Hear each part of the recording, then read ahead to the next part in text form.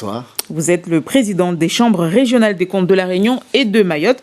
Et donc, il y a eu cette conférence de presse ce matin. Vous avez présenté ce rapport sur les différents plans de développement consacrés à Mayotte.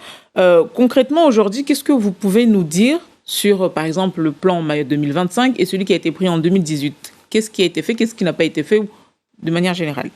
À l'issue d'une enquête qui a duré plusieurs mois, les constats sont les suivants. C'est-à-dire qu'il y a eu 2 plans successifs. Effectivement, le plan Mayotte 2025 qui avait plus de 300 mesures, mais qui n'avait pas de moyens affectés, précis. Donc, il y avait un défaut de lisibilité.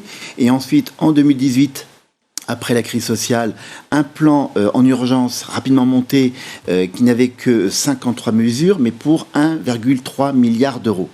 Le constat, malheureusement, est à peu près similaire, c'est-à-dire qu'il y a un défaut de suivi. Autrement dit, on met en place, on affiche des plans, mais on rencontre des difficultés dans le suivi, mais ensuite également dans la mise en œuvre et dans la collaboration entre les différents acteurs concernés par ces plans. Mais c'est dû à quoi, finalement, ce manque de suivi ? Est-ce que c'est dû aux autorités locales ? Quand je parle de l'autorité locale du département, est-ce que c'est dû à Paris ou donc aux représentants du gouvernement ici, au préfet ? C'est dû à quoi ?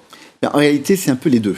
C'est-à-dire que le rapport qui est conjoint entre la Chambre régionale et la Cour des comptes critique aussi bien les services de l'État que les services du Conseil départemental. Alors, pourquoi ? Parce que d'abord, ces institutions publiques locales, elles ont du mal à avoir une assise suffisante, sereine, pour accompagner les projets de développement. Côté service de l'État, il manque des effectifs, il y a une rotation, il y a un défaut d'attractivité et quelque part peut-être une perte de mémoire dans le projet qu'on élabore.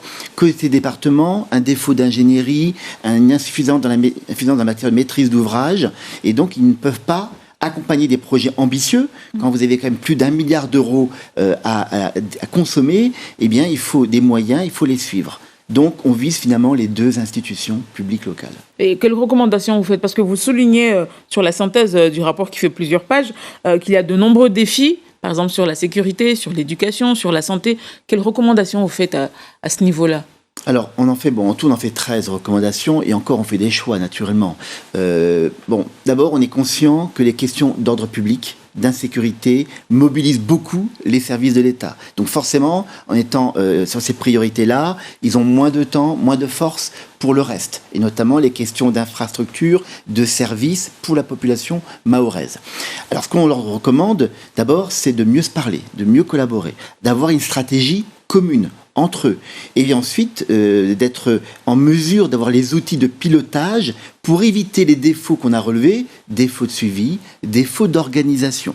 Prenez l'exemple des problèmes fonciers, qui est un sujet vraiment important à Mayotte, très spécifique.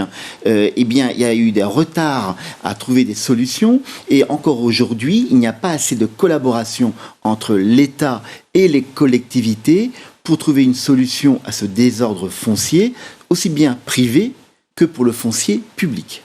Et concernant les recommandations que vous faites, parce qu'on voit des rapports se succéder sur la situation de Mayotte depuis la départementalisation notamment et ce rapport de 2016, est-ce que vous avez espoir que les recommandations que vous faites cette fois-ci seront suivies d'effets derrière ?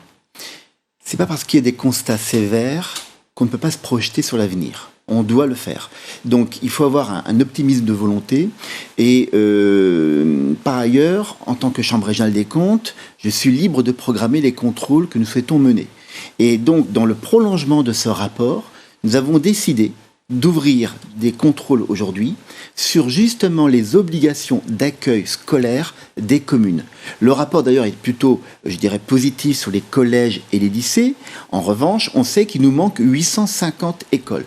Donc, actuellement, tous les contrôles que nous ouvrons portent en priorité sur ces questions d'équipement, de collation scolaire. C'est une façon aussi de mettre un peu de la pression, de mettre sur la place publique les choses, voire de soulever des questions de régularité. Merci beaucoup Nicolas Péot d'avoir été avec nous ce soir. Je rappelle donc qu'il y a ce rapport qu'on peut notamment trouver sur le site de la Chambre régionale des comptes.